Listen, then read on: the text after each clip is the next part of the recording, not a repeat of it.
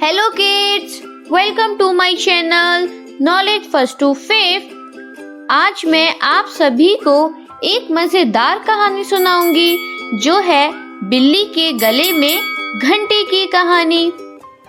शुरू करते हैं। एक बहुत बड़े घर में सैकड़ों चूहे रहते थे। वो अपना पेट भरने के लिए पूरे घर में टहलते रहते थे। सभी चूहे हंसी खुशी अपना पेट भर लिया करते थे। उनकी जिंदगी बड़े ही आराम से कट रही थी। अचानक एक दिन उस घर में शिकार करने के लिए कहीं से एक बिल्ली आ गई। बिल्ली को देखते ही सारे चूहे तेजी से अपने बिल में छिप गए। उसने देखा कि उस घर में तो बहुत सारे चूहे हैं। उसने यहीं रहने का मन बना लिया। अब बिल्ली उसी घर में रहने लगी। जब भी उसे भूख लगती तो बिल्ली अंधेरे में जाकर छिप जाती थी। जब चूहे बाहर निकलते तो बिल्ली उन पर झपटा मारकर उन्हें खा जाती थी। ऐसा रोज होने लगा। धीरे धीरे चूहों की संख्या कम होने लगी। अब चूहों में दहशत फैल गई। वो बहुत डरने लगे। इस समस्या का हल निकालने के लिए चूहों ने एक सभा बुलाई। सभा में सभी चूहे मौजूद थे।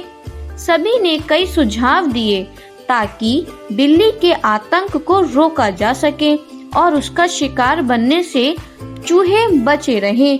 किसी का सुझाव ऐसा नहीं था जिससे बिल्ली का आतंक रोका जा सके। सभी चूहे बैठे ही थे कि अचानक से एक बूढ़े चूहे ने एक सुझाव दिया।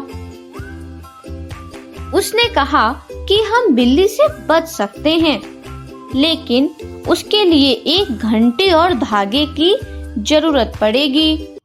बूढ़े चूहे ने कहा कि हम बिल्ली के गले में एक घंटी बांध देंगे और जब वह आएगी तो घंटी बजने से हमें खतरे के बारे में पता चल जाएगा।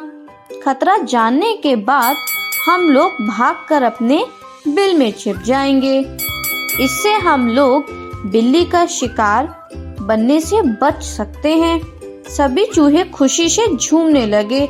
सबने नाचना शुरू कर दिया और खुश होने लगे कि अब तो वह बिल्ली के खतरे से बचे रहेंगे।